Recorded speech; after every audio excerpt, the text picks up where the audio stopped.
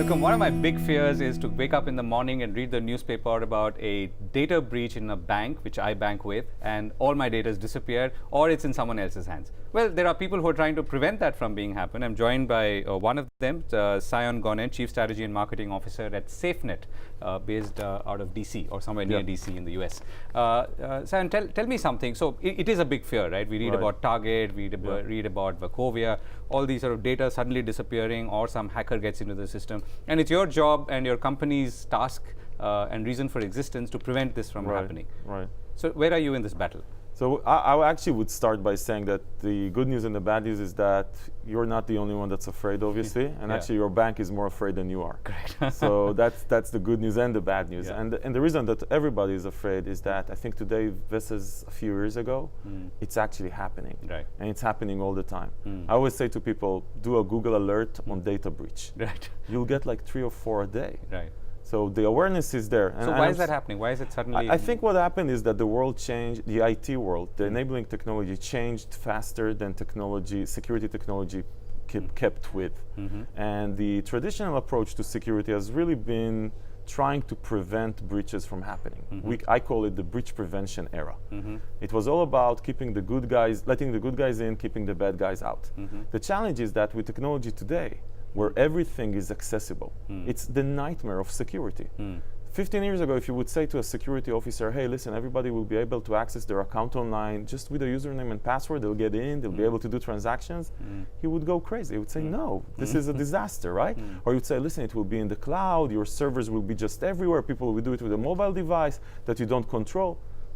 A security nightmare. Right. But technology moved so fast, and you can't stop progress. Right. Even security concerns cannot stop progress. Right. And I think what happened to the information security industry, instead of thinking, okay, this is going to happen, let's get ready for it, let's understand what's going to change and apply technologies to prevent it, it just didn't keep up.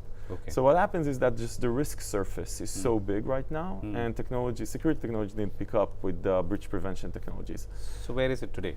Yeah, so I think that's where we are. I mean, officially, I think that security. Okay, so where are we going then? Yeah, where are we going? I think is the right question, or where we should be going. Yeah. Right, where we should be going.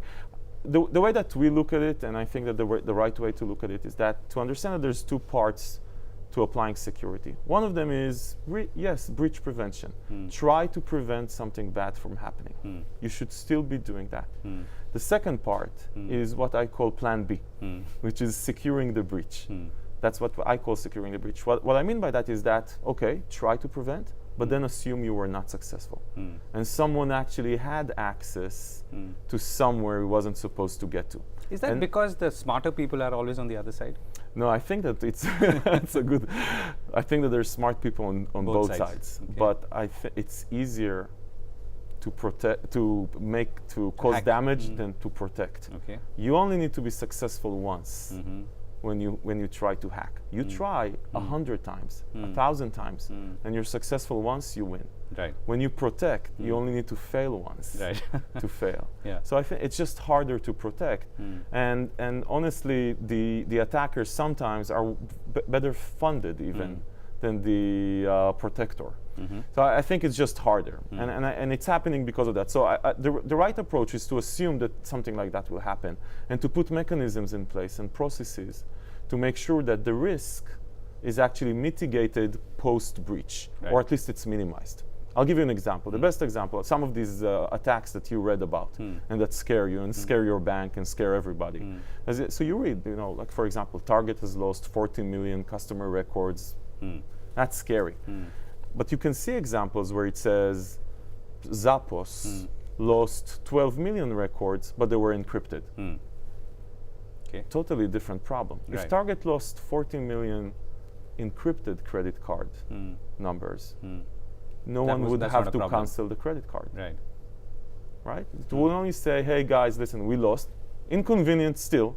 Still inconvenient. It's not fun. You have to reissue and so on, yeah. But if it's encrypted, you don't have to reissue. Okay. You actually didn't lose anything. Just as an example, encryption is one of these methodologies for a plan B. Another one is actually communication. It happened, now what? How do you communicate? And I can tell you, you can see that in reality. When most of these things happen, the communication plan that companies have plus the technology mechanisms they have in order to mitigate some of the impact. They seem to be scrambling on both ends. Yeah, they're scrambling on both ends, and it's interesting because it's now a reality. It's a reality. People should have gotten it by now that it's going to happen. Right. That's why I think really it's important for the industry to promote a concept of a plan B, not just try to prevent it. Understand what you do if it happens, and for an industry that's all about prevention. That's a DNA change. It's really hard. You think about it. You're saying that you understand that it's going to fail. Yeah. It's just hard for people. But I think security officers, your bank security officer, every security officer should wake up in the morning, ask his team, what are we doing to prevent this? Got it. What are we doing assuming you failed? Right. So what are you doing in your company to help or mitigate the risk and problems that we face or banks face? Yeah, so our view of security is really, I would say, simple. We say that there's two ends in security and there's a lot of things in between. One end is that we need to understand who it is that's trying to access. Identity. Either it's a person or a machine or an application, doesn't matter. But and we need you're to able understand. to find out what So we have solutions around identity authentication, basically. We're one of the largest providers in the world for strong authentication.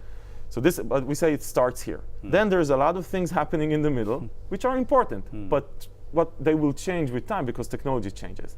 And at the end, we say there's the data, which is really what's important. Information security, it's called, the industry. Information security, it's about the information. Right.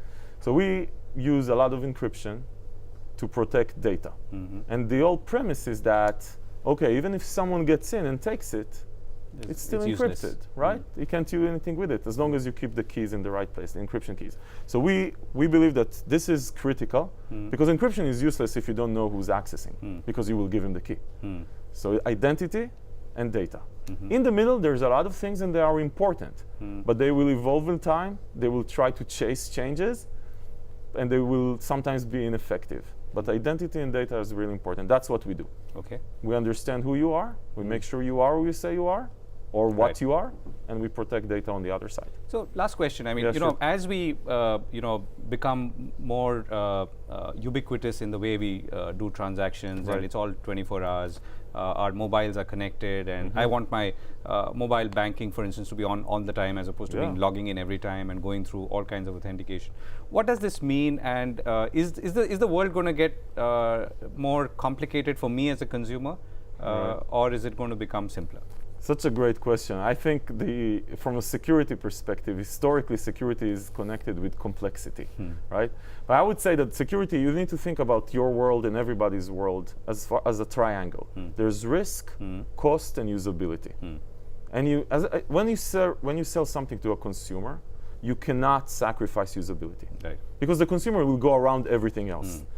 Or stop using it altogether.